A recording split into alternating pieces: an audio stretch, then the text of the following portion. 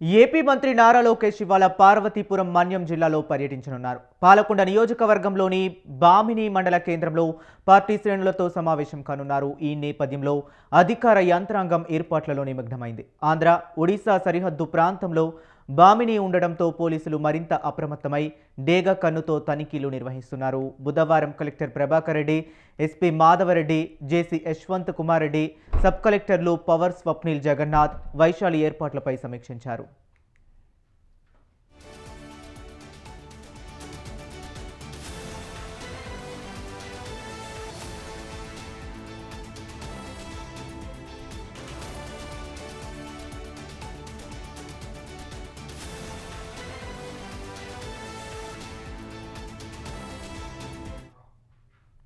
ఈ పర్యటనకు సంబంధించి 1500 పోలీసులతో బందోబస్తు ఏర్పాటు చేస్తున్నారు.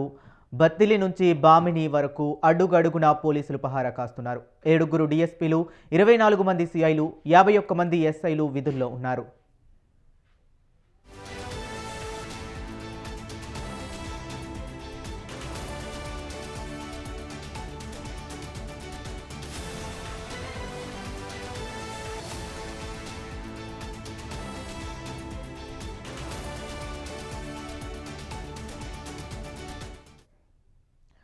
టీడీపీ కార్యకర్తలతో ఇవాళ సాయంత్రం 7 నుంచి 9 గంటల వరకు సాగే సమావేశంలో మంత్రి లోకేష్ పాల్గొంటారు. ఈ కార్యక్రమంలో పాలకొండ నియోజకవర్గానికి చెందిన సుమారు 700 మంది కార్యకర్తలు పాల్గొంటారని తెదేపా వర్గాలు చెబుతున్నాయి.